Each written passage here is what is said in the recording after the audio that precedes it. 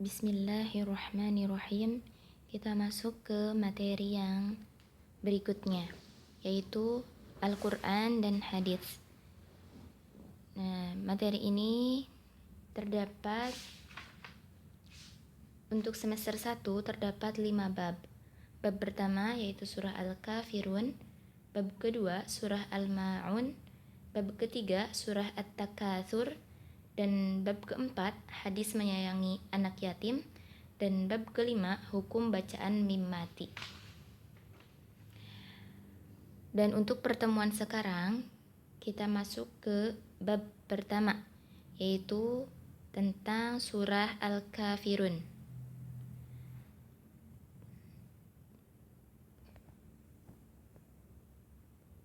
Ya. Bismillahirrahmanirrahim. Bab pertama, surah Al-Kafirun.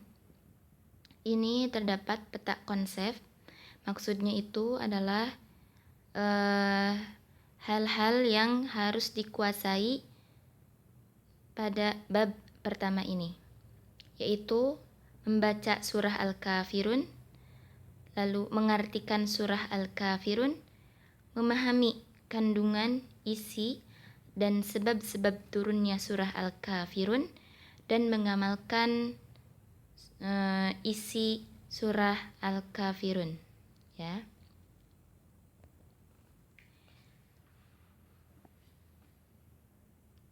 Jika yang sudah memiliki buku, boleh dilihat pada halaman ketiga, halaman keempat, sampai halaman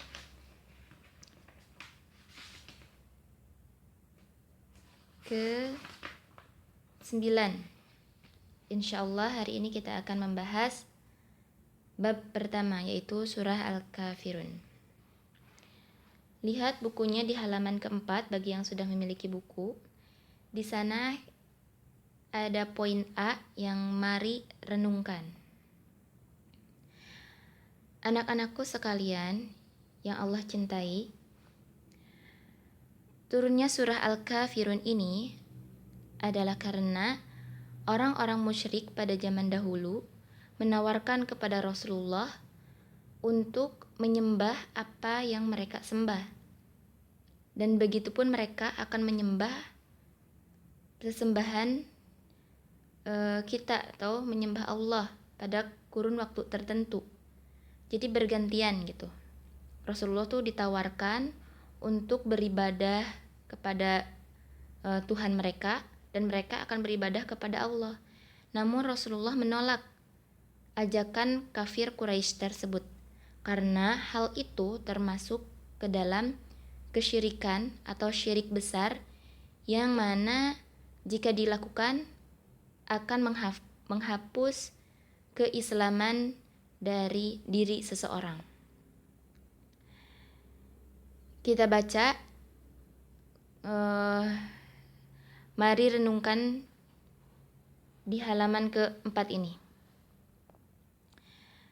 Katakanlah Muhammad, wahai orang-orang kafir, aku tidak akan menyembah apa yang kamu sembah.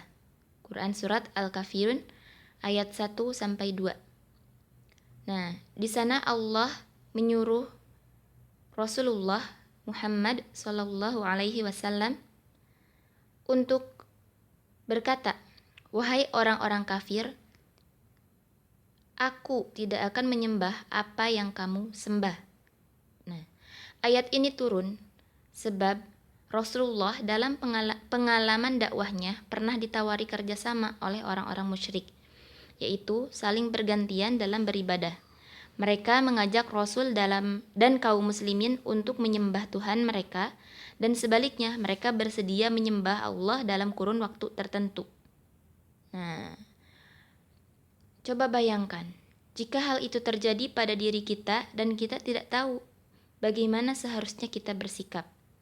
Tapi beruntung sekali kita mempunyai pedoman hidup, yaitu Al-Quran. Nah, di dalam Al-Quran ada surah Al-Kafirun yang memberikan petunjuk dan pedoman kepada kita dalam menghadapi kasus seperti yang dihadapi Rasulullah SAW pada saat itu. Jadi Ananda, jika nanti suatu saat ada yang mengajak misalnya temannya, "Hai Fulan, yuk kita masuk ke gereja, kita berdoa di sana yuk. Kamu mau gak? Nanti aku ikutan sholat Idul Fitri deh." Gitu. Nah, jangan sampai mau dengan ajakan-ajakan tersebut. Karena jika kita sampai mau dan melakukannya, maka identitas keislaman kita bisa terhapus atau murtad kalau bahasa syar'inya. Murtad itu keluar dari agamanya. Lalu contoh lain, misal ada seseorang, teman atau siapapun yang mengajak kepada kita untuk menyembah berhala misalnya. "Hai Fulan, yuk kita sembah berhala aku. Nanti aku akan menyembah Allah deh." Misal tukeran gitu. Jangan sampai mau, karena hal itu termasuk syirik akbar yang dapat mengeluarkan seseorang dari keislamannya, ya. Contoh lain, kita diajak berdoa kepada selain Allah. Misal, kita bertemu dengan seseorang, lalu seseorang itu mengajak kita untuk berdoa kepada selain Allah. Misalnya, "Hai Fulan, yuk kita berdoa kepada kuburan," misalnya. Di kuburan teh meminta doa ya kepada kuburan, bukan kepada Allah. Maka hal tersebut juga termasuk kesyirikan yang besar atau bisa merusak keislaman seseorang atau bisa juga murtad. Nauzubillah min dzalik. Maka dari itu, saat kita mempelajari surah Al-Kafirun ini, kita dapat mengetahui sikap yang benar untuk menyikapi hal-hal yang serupa agar kita terhindar dari ketergelinciran atau kita terhindar dari syirik akbar atau syirik yang besar.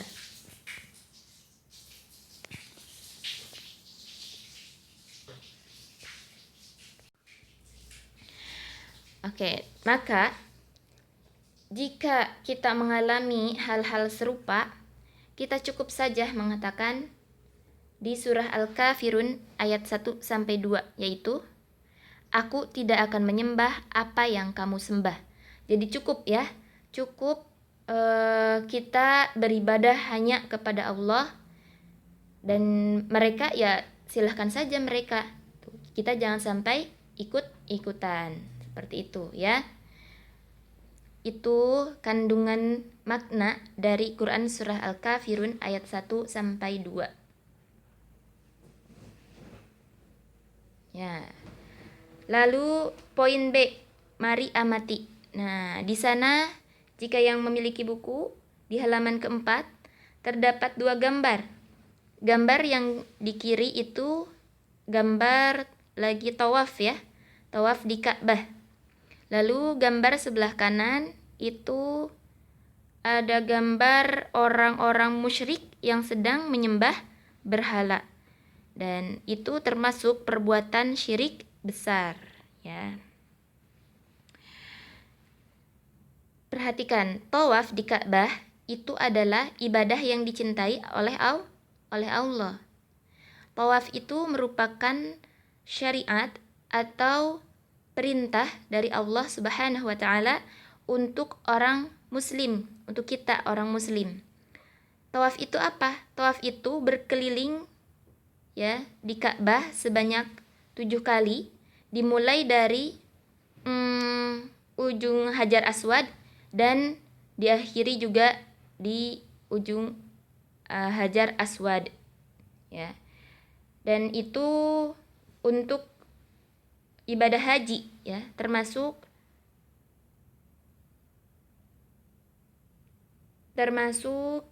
amalan ibadah haji ya, atau umroh. Insyaallah semoga kita semua, bagi yang belum melaksanakan ibadah haji dan umroh, segera Allah takdirkan kita untuk melakukan ibadah haji ya. Amin. Oke.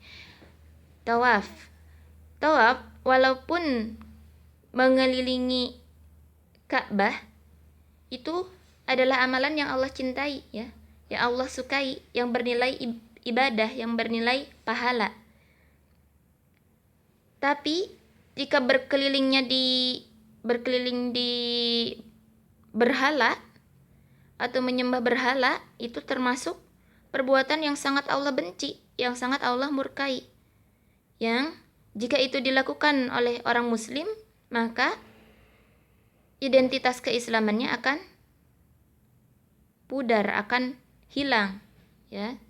Karena itu termasuk syirik yang besar. Nah, di gambar yang kanan, mereka sedang memuja-muja patung, ya. Maka kita harus pahami apa-apa saja yang dapat merusak identitas keislaman kita, atau apa-apa saja yang dapat membuat kita jadi murtad atau keluar dari agama.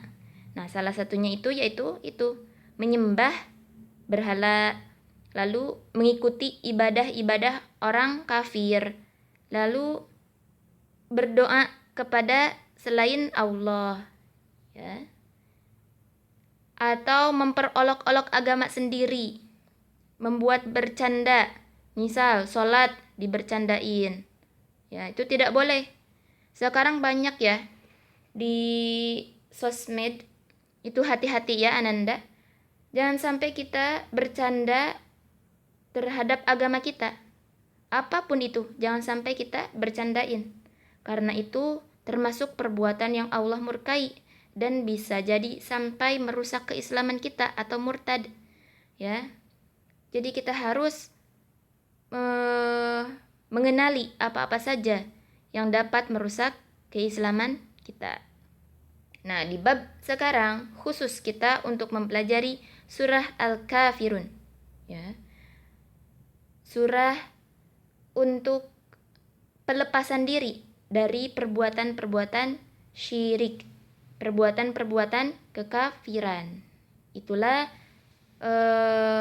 bahasan dari surah Al-Kafirun yang insya Allah kita akan bahas lebih lanjut pada hari ini. Masih di halaman keempat bagi yang memiliki buku. Di sana ada beberapa pertanyaan, ya. Coba perhatikan dengan baiknya dari kedua gambar di atas, ya. Mana yang pantas ditaati dan disembah oleh kita? Tentunya yang tawaf, ya. Karena yang tawaf itu adalah syariat atau perintah dari Allah untuk kaum muslimin, ya, yang akan bernilai pahala dan bernilai ibadah. Dan yang kanan itu sebaliknya. Itu adalah perbuatan yang Allah murkai, yang Allah tidak suka, yang akan membuat keislaman kita hilang. Ya. Lalu pertanyaan kedua, Allah Subhanahu wa Ta'ala yang menciptakan dan memberi kehidupan kepada kita, ataukah berhala-berhala yang tidak mendengar dan tidak melihat? Nah, siapa coba yang menciptakan dan memberi kehidupan kepada kita, yang memberi rezeki? Tentunya Allah, ya. Bukan berhala-berhala itu. Karena berhala-berhala itu sama sekali tidak dapat mendatangkan manfaat atau mudorot, ya, keburukan. Dalilnya itu pada surah Al-Maidah ayat 76. Qul ata'buduna min dunillahi ma la yamliku lakum darran wa la naf'a wallahu huwas sami'ul alim. Katakanlah Muhammad, mengapa kamu menyembah yang selain Allah, sesuatu yang tidak dapat menimbulkan bencana kepadamu dan tidak pula memberi manfaat, dan Allah Maha mendengar, Maha mengetahui. Nah, berhala-berhala itu sama sekali tidak dapat mendengar, tidak dapat melihat, tidak bisa mendatangkan manfaat, tidak bisa mendatangkan bahaya atau mudorot. Lalu kenapa harus disembah? Hanya Allah lah yang dapat mendatangkan manfaat mendatangkan bencana atau mudarat, yang maha mendengar dan juga maha mengetahui. Nah, di pertanyaan selanjutnya juga, coba tanyakan pada diri, apakah berhala-berhala itu dapat memberi pertolongan kepada kita jika dimintakan tolong? Justru jawabannya tadi di surah Al-Maidah ayat 76. Tidak, berhala-berhala itu tidak dapat memberikan manfaat, tidak dapat memberikan mudarat, tidak dapat mendengar dan tidak dapat melihat. Ya. Lalu pertanyaan berikutnya, bagaimana mereka dapat menolong manusia sedangkan mereka sendiri dibuat oleh manusia? Ya, benar kan? Patung-patung, ya, patung-patung atau apapun itu dibuatnya itu oleh manusia. Tapi ngapain mereka harus menyembah sesuatu yang padahal mereka sendiri yang menciptakan? Secara logis kan seperti itu kan? Secara logisnya itu seperti itu. Untuk apa menyembah patung-patung? Padahal patung-patung itu juga dibuat oleh sendiri. Pada zaman Nabi Ibrahim juga seperti itu. Nah, pada zaman Nabi Ibrahim itu penyembah berhala itu merajalela sampai ayahnya Nabi Ibrahim pun pembuat patung berhala. Namun, oleh Nabi Ibrahim dihancurkan itu semua berhala-berhalanya. Ya, karena itu termasuk kesyirikan yang Allah benci. Ya.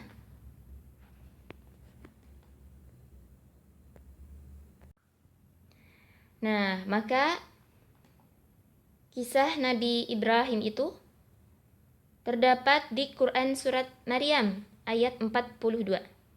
Bismillahirrahmanirrahim. Idz qala li abihi ya abati lima ta'budu ma la yasma'u wa la yubsiru wa la yughni 'anka syai'a. Yang artinya, ingatlah ketika dia Ibrahim berkata kepada ayahnya, "Wahai ayahku, mengapa engkau menyembah sesuatu yang tidak mendengar, tidak melihat, dan tidak dapat menolongmu sedikit pun?"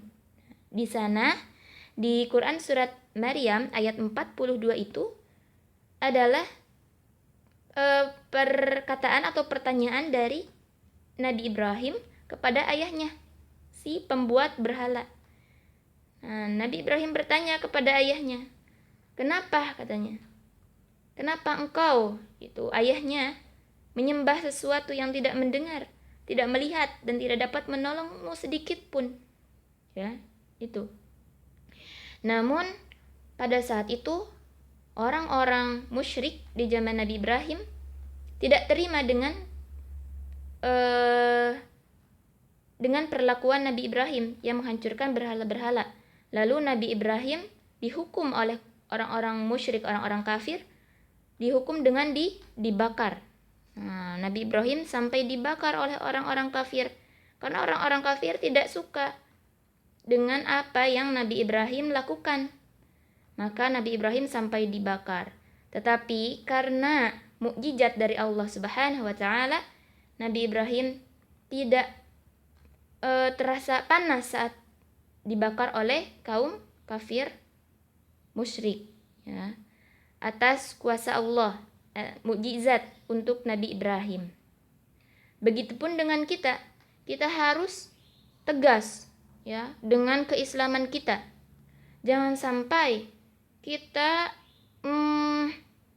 ingin mendapatkan teman yang banyak, lalu kita ikut-ikutan terhadap ibadah mereka, orang-orang kafir, ya, orang-orang non-muslim. Jangan sampai, kita harus tegas. Walaupun ancamannya itu berat, karena itu adalah resiko kita dalam mempertahankan keislaman kita. Sebagaimana Rasul-Rasul terdahulu. Rasul-Rasul terdahulu itu Allah utus untuk, yang pertama itu adalah untuk menyembah Allah, untuk menegakkan kalimat Allah, bukan untuk yang lain. Untuk mengesahkan Allah, untuk membuat sesembahan itu hanya milik Allah. Ya, beribadah hanya kepada Allah. Semua rasul dari mulai rasul itu dari mulai Nabi Nuh, ya, sampai Rasul terakhir penutup umat, yaitu Rasulullah Muhammad Sallallahu Alaihi Wasallam. Mereka semua diutus untuk menyerukan atau untuk berdakwah agar mengesahkan Allah, agar hanya beribadah itu kepada Allah saja, tidak ada kepada lain. Ya, itu inti dakwah para rasul, yaitu untuk mentauhidkan Allah. Ya. Oke. Dapat dipahami ya untuk inti pembahasan kita hari ini, yaitu kita harus hanya beribadah kepada Allah saja, tidak melakukan ibadah-ibadah orang-orang kafir atau orang-orang musyrik, ya. Tidak berbarengan juga, misal kita juga masih sholat kok gak apa-apa, masih menyembah Allah kok gak apa-apa, tapi juga pengen menyembah yang lain, misalkan berbarengan dengan itu kita menyembah yang lain, tidak boleh juga, ya. Tidak boleh juga. Pokoknya ibadah itu harus hanya kepada Allah, ya. Tidak boleh beribadah kepada selain Allah. Maka kalimat tauhid la ilaha illallah itu juga mengandung arti la ma'buda illallah, yang artinya tidak ada sesembahan, tidak ada yang berhak diibadahi kecuali Allah. Oke. Nah, itu juga termasuk makna dari surah Al-Kafirun ini, bahwa kita tidak boleh melakukan ibadah orang kafir, ya. Cukup saja, cukup bagiku agamaku dan bagi mereka adalah agama mereka. Nah, sekian ya. Tidak boleh ditambah-tambah atau dimodifikasi lagi. Sudah mutlak ketentuannya seperti itu.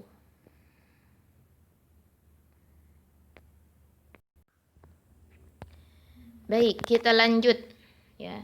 Sesuai dengan peta konsep kita akan membaca surah Al-Kafirun ya. Tadi memahami insya Allah sudah Ustazah jelaskan ya, mengenai sebab turunnya, kandungan dan maknanya, penjelasannya, dan semuanya sudah ya. Insya Allah semoga kita dapat memahami apa yang Ustazah telah jelaskan. Jika ada pertanyaan silahkan kirimkan ke grup, dan insya Allah Ustazah akan menjawab satu persatu pertanyaan dari Ananda.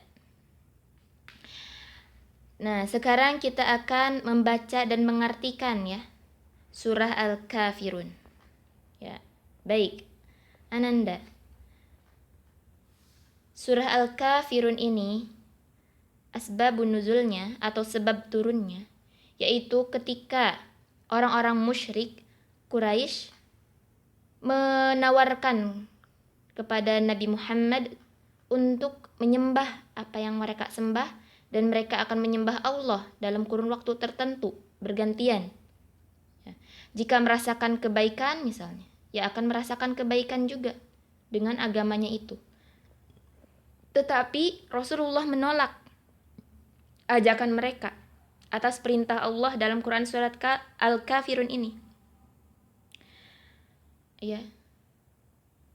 Aku tidak akan menyembah apa yang kamu sembah. Jadi dulu waktu kafir Quraisy itu menawarkan kepada Rasulullah, wahai Muhammad, kata orang musyrik Quraisy itu, ayo kamu sembah deh berhala-berhala kita, usap kepala-kepala berhala kita. Tapi Rasulullah menolak semua ajakan tersebut. Gak mau Rasulullah, tidak. Saya tidak akan sampai menyembah apa yang kamu sembah. Saya tidak akan berdoa kepada berhala-berhala yang kau buat itu. Ya.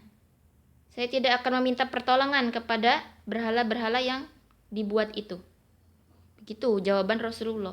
Bukannya mau gitu ya, tapi Rasulullah menolak dengan ajakan mereka. Walaupun nanti katanya menurut tawaran orang musyrik itu, ketika Rasulullah mengiyakan ajakan mereka, mereka akan menyembah Allah. Tapi Rasulullah tidak begitu dakwahnya. Tidak, biar orang musyrik menyembah Allah, saya mau deh menyembah berhala mereka. Tidak seperti itu ya. Karena konsekuensinya itu saat kita mau melakukan ibadah mereka, identitas keislaman kita akan terhapus.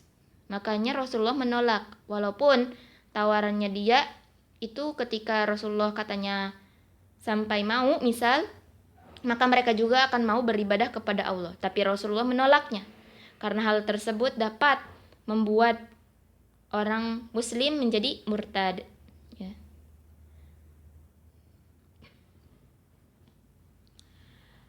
Tegas ya Rasulullah dalam menjawab ajakan kafir Quraisy itu. Beliau Rasulullah Shallallahu Alaihi Wasallam menjawab, aku berlindung kepada Allah dari golongan orang-orang yang berbuat syirik, ya. Karena hal itu termasuk syirik yang besar. Oke.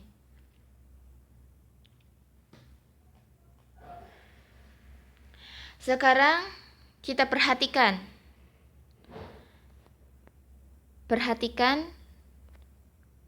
surah Al-Kafirun ini, ya. Surah Al-Kafirun ini terdiri dari 6 ayat, ya. Terdiri dari 6 ayat. Nah, kita baca sama-sama surat Al-Kafirun dari ayat 1 sampai 6, ya. Bismillahirrahmanirrahim. Qul ya ayyuhal kafirun la a'budu ma ta'budun wala antum 'abiduna ma a'bud wala ana 'abidum ma 'abadtum wala antum 'abiduna ma a'bud lakum dinukum waliyadin. Sadaqallahul azim. Itulah bacaan surah Al-Kafirun ayat 1 sampai 6. Silahkan Ananda baca berulang-ulang dengan bacaan yang baik dan benar. Lalu setelah itu hafalkan, ya. Dibaca boleh setiap sholat kita baca surah Al-Kafirun karena lumayan pendek, ya, lumayan mudah insyaallah. Agar kita teringat juga, ya. Oh iya, surah Al-Kafirun ini adalah waktu dulunya itu Rasulullah ditawarkan oleh kaum kafir Quraisy untuk menyembah berhalanya. Nah, kita jadi ingat-ingat lagi ya sebab-sebab turunnya Quran surah Al-Kafirun ini, dan juga kita sudah mengetahui makna kandungan isi dari Quran surah Al-Kafirun ini, ya. Jadi kita sudah tahu ya apa-apa saja mengenai Quran surah Al-Kafirun ini. Dibaca, diperhatikan makhrajnya, tajwidnya, ya, sebisa mungkin, lalu dihafalkan. Nah, berikutnya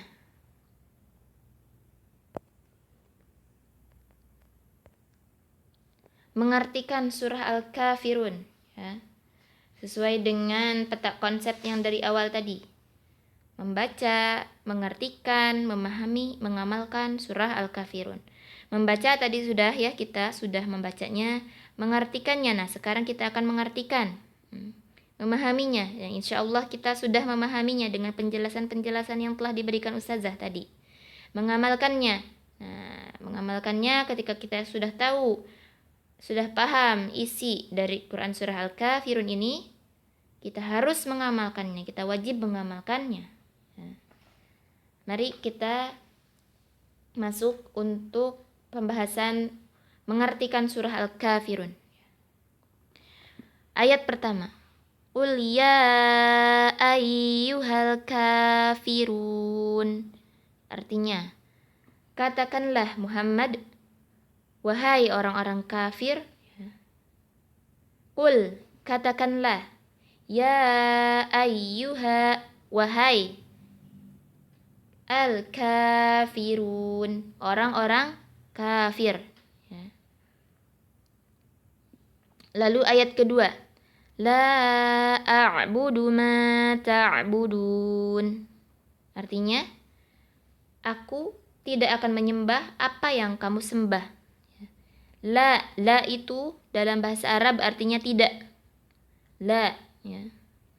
A'budu, aku menyembah. Nah, a'budu itu aku menyembah. Kalau ditambah la, berarti aku tidak akan menyembah. La a'budu, aku tidak akan menyembah. Ma ta'budun, apa yang kamu sembah. Ya. Lalu ayat ketiga. Wala antum abiduna ma a'bud. Artinya, dan kamu bukan penyembah apa yang aku sembah. Wa itu dalam bahasa Arab artinya dan. La itu bukan atau tidak. Ya. Antum itu kamu untuk semuanya, antum laki-laki dan perempuan. Ya. Abiduna penyembah. Ya. Ma itu artinya apa dalam bahasa Arab. A'budu, aku sembah. Ya. Jadi wala antum abiduna ma a'bud itu artinya dan kamu bukan penyembah apa yang aku sembah. Ya. Ayat keempat.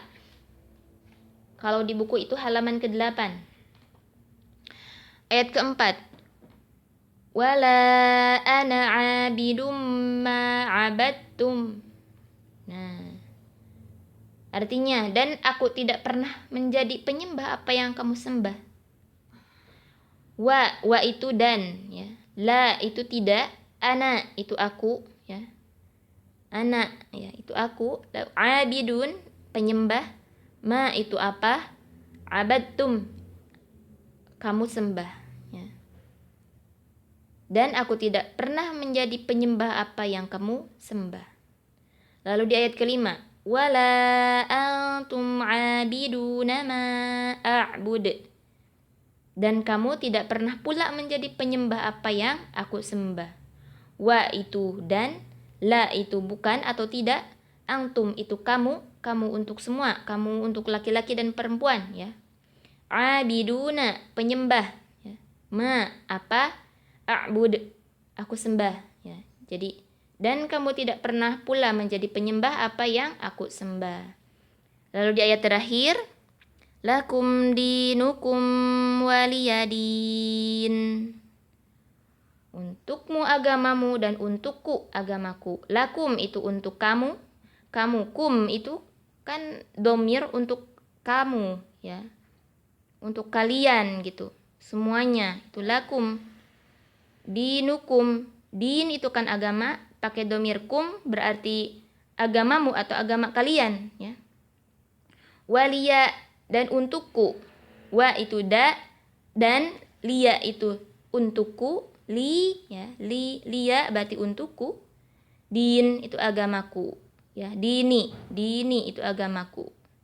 Maka terjemahan ayat ke-6 itu untukmu agamamu dan untukku agamaku. Nah, ayat ke-6 ini, ya, termasuk ayat baro'ah atau ayat keberlepasan diri dari kemusyrikan, dari kesyirikan, dari kekafiran. Nah, ayat ke-6 itu adalah ayat pengingkaran gitu, ya. Bahwa untukku agamaku yaitu Islam, Islam ya Islam. Kalau dan untukmu agamamu saja, gitu, ya. Untukku agamaku, untukmu agamamu, ya. Silahkan saja kalian mau beribadah sesuka kalian, silahkan. Dan untukku agamaku, ya. Untukku ya agamaku, gitu. Jangan sampai ajak mengajak, gitu. Maksudnya jangan sampai bertukar agama, gitu. Nah, itu tidak boleh. Nah, lalu mengamalkan, ya. Memahami dulu. Nah, setelah kita membaca, menerjemahkan, ya, kita bisa menyimpulkan bahwa orang Islam itu harus tegas menghadapi siapa saja yang mengganggu atau merusak keimanan. Kalau ada yang mengganggu, ada yang merusak keimanan kita, kita harus tegas menghadapi. Jangan malah lemah. Ya, kita harus tegas, ya, menghadapi gangguan atau ada yang merusak keimanan kita. Lalu poin kedua, Islam tidak membenarkan seorang muslim mempermainkan agama dengan mencampur adukan ajarannya dengan ajaran agama lain atau menambah-nambah dengan sesuatu yang bukan dari Rasulullah. Nah, ya, kita tidak boleh mempermainkan agama. Misal tadi kata Ustazah ya, jangan sampai dileluconkan, dibuat lelucon, dibuat bercandaan agama itu. Salat jangan sampai dibuat bercanda, ngaji jangan sampai dibuat bercanda, ya. Atau apapun semuanya yang dari agama kita Islam tidak boleh dibercandakan atau jangan dicampur adukan juga. Misalnya, kita apa ya? Mencampur adukan agama itu misal kita sehari ini deh Natalan misalnya. Besoknya tapi kita tetap sholat. Nah, itu tidak boleh ya, tidak boleh dicampur adukan ajaran agamanya. Lalu menambah-nambah dengan sesuatu yang bukan dari Rasulullah. Misal tidak ada perintah dari Rasul tapi kita berinisiatif misalnya menambah-nambahkan agama, ibadah ya, yang tidak dicontohkan oleh Rasul, itu juga tidak boleh. Itu termasuk kebid'ahan atau sesuatu yang mengada-ngada. Misal apa ya? Misal kita pelihara batu misalnya. Batu ini tuh untuk mendatangkan rezeki biar melimpah. Nah, sudah tidak ada kan contoh dari Rasulullah? Pernah tidak Rasulullah mencontohkan? Wahai kaumku, peliharalah batu misalnya untuk mendatangkan rezeki. Pernah tidak Rasulullah seperti itu? Tidak pernah. Nah, makanya kita tidak boleh melakukan hal-hal apapun yang di luar dari contoh atau perintah dari Rasulullah Shallallahu Alaihi Wasallam. Karena itu termasuk ibadah yang tertolak, tidak akan Allah terima. Ya. Lalu poin ketiga, tawaran bergantian menjalankan ajaran agama dengan ajaran agama lain harus ditolak. Nah, itu sudah jelas ya, sudah dijelaskan dari awal. Tidak boleh menerima ajakan untuk menjalankan agama selain agama Islam. Dan yang terakhir, orang Islam bukan penyembah sesembahan orang kafir. Demikian pula sebaliknya, orang kafir bukan juga penyembah Allah. Ya, jelas, mereka itu bukan penyembah Allah. Mereka itu adalah orang-orang kafir, orang-orang musyrik. Tuh, kita sudah memahaminya dan mengamalkannya itu dengan cara, contoh amalannya kita ucapkan salam kepada kaum muslimin, ya. Lalu kita sholat 5 waktu, ya, sholat wajib, puasa, ya. Hormat kepada orang tua, guru, ya, karena itu termasuk perintah Allah. Menolong saudara dan teman-teman yang membutuhkan pertolongan juga itu termasuk perintah Allah, ya. Bekerja sama dengan melakukan kebaikan, itu juga perintah Allah. Nah, Ustazah, bagaimana boleh tidak kita menolong orang kafir? Boleh, kita boleh menolong mereka, asalkan bukan dalam beribadahnya, ya. Kalau cuman kita menolong mereka, misal mereka kelaparan, ya kita kasih makan, ya. Misal mereka kekurangan, ya kita kasih, tapi tentunya dahulukan kaum muslimin, ya, dibandingkan di luar kita, gitu ya. Tapi kita boleh menolong mereka, boleh menghormati mereka, boleh, sangat boleh, ya. Bekerja sama misalnya dalam hal dagang, asalkan dagangannya halal, itu boleh, sangat boleh, ya. Untuk urusan-urusan seperti itu, muamalah itu diperbolehkan, ya. Tapi untuk beribadah, menyembah Tuhannya, tidak boleh. Oke, bisa dipahami ya? Bisa. Tersenyum kepada mereka, Ustazah, boleh tidak? Boleh banget. Kita ramah kepada mereka, boleh, ya. Ya. Saling melindungi boleh, selamat dia tidak mengganggu kita, ya. Bisa dipahami ya? Ya, baik. Untuk pertemuan kali ini Ustazah cukupkan. Silahkan dibaca lagi di buku. Jika ada pertanyaan silahkan dijawab. Dan untuk tugasnya kerjakan halaman 10 sampai 11, ya. Nanti kita periksa di pertemuan selanjutnya insyaallah, ya. Alhamdulillahirabbil alamin. Kita tutup pembelajaran kali ini dengan bacaan hamdalah. Alhamdulillah Wassalamualaikum warahmatullahi wabarakatuh.